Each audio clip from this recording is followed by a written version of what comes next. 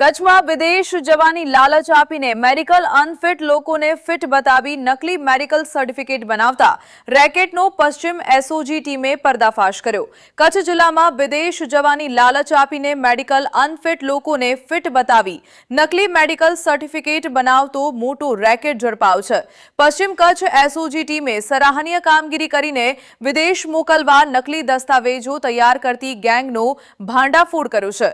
Medical ખામી ધરાવનારા લોકોને GCC માન્ય હોસ્પિટલમાંથી ફિટ બતાવી વિદેશ મોકલવા માટે ડમી વ્યક્તિના ફોટાથી પાસપોર્ટમાં હેરફેર કરી નકલી મેડિકલ ફિટ સર્ટિફિકેટ તૈયાર કરવામાં આવતું હતું। આ સમગ્ર કૌભાંડમાં સંડોવાયેલા એક આરોપીને ઝડપી લેવામાં આવ્યો છે। એસઓજી ટીમે ભુજ રેલવે સ્ટેશન નજીકથી સંજય કુમાર નટવરલાલ લુહાર નામના આરોપીની ધરપકડ કરી છે। આરોપી પાસેથી નકલી ભારતીય પાસપોર્ટ અને આધાર કાર્ડ સહિતના દસ્તાવેજો મળી આવ્યા છે। આરોપી વિદેશ જવા ઇચ્છુકોને નકલી દસ્તાવેજો તૈયાર કરીને મદદ કરતો હોવાનું પ્રાથમિક તપાસમાં સામે આવ્યું છે। આ મામલે પશ્ચિમ કચ્છ એસઓજી પીઆઈ અજયસિંહ પરમાર ફરિયાદી બન્યા છે, જ્યારે આગળની તપાસ એસઓજી પીઆઈ પ્રશાંત સિંગરખિયા દ્વારા હાથ ધરાઈ રહી છે। પોલીસ અન્ય સંડોવાયેલા શખ્સોને ઝડપી લેવા તપાસ તેજ કરી છે। આપણે જાણીએ છીએ કે આપણા રાજ્યમાં જે સર્વાંગી વિકાસ થઈ રહ્યો છે અને ખાસ કરીને કચ્છ જિલ્લામાં જે ટુરિઝમ અને ઔદ્યોગિક વિકાસ થઈ રહ્યો છે, ત્યારે આંતરરાષ્ટ્રીય સરહદ ધરાવતો જિલ્લો હોવાથી અહીંયા કોઈ એવા બનાવ ના બને કે જે ડોક્યુમેન્ટ, કોઈ ફરજી ડોક્યુમેન્ટના આધારે કોઈ વ્યક્તિ અહીંયા ઘૂસણખોરી કરે અથવા તો બીજી કોઈ પણ પ્રવૃત્તિ કરે। તો એ બાબતે અત્રેના રેન્જ આઈજી શ્રી ચિરાગ કોડિયા સાહેબ દ્વારા આખી રેન્જના જિલ્લાના તમામ પોલીસ અધિક્ષકશ્રીઓને સૂચના આપવામાં આવેલી હતી અને એ અન્વયે અત્રેના જિલ્લા પોલીસ અધિક્ષક શ્રી વિકાસ સુંડા સાહેબ દ્વારા એસઓજીને આ બાબતે ખાસ કરીને કામગીરી કરવાની સૂચના આપેલી હતી।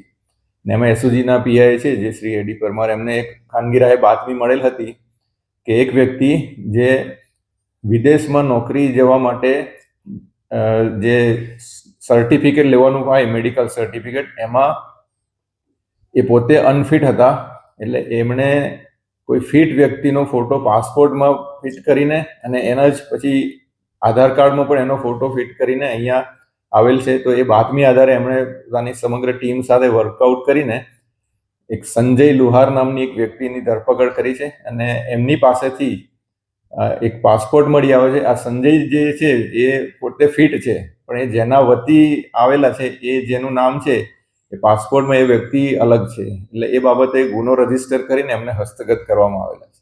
આ દિશામાં આ કેસમાં તમામ દિશામાં તપાસ કરવામાં આવશે। સૌપ્રથમ તો આ કોનો ઓરિજિનલ, કોનો પાસપોર્ટ છે એ વ્યક્તિનો, પછી આ ફોટો કેવી રીતે બદલ્યો, આધાર કાર્ડમાં પણ કેવી રીતે બદલ્યો, કઈ પદ્ધતિથી બદલ્યો, કયા સાધનો વાપરવામાં આવેલા, અને એ સિવાય બીજી કોઈ પણ એજન્સીઓ આની સાથે ઇન્વોલ્વ છે કે કેમ, એ તમામ દિશામાં તપાસ કરવામાં આવશે। બિલકુલ, આમ નાગરિકો માટે આ એક બહુ લાલબત્તી સમાન કિસ્સો છે અને આવા ઘણા કિસ્સાઓ આવેલા છે। હમણાં લાયસન્સ, ડુપ્લિકેટ લાયસન્સ વાળો કિસ્સો ધ્યાનમાં આવેલો, પછી આરટીઓની જે ખોટી રસીદ વાળો કિસ્સો ધ્યાનમાં આવેલો।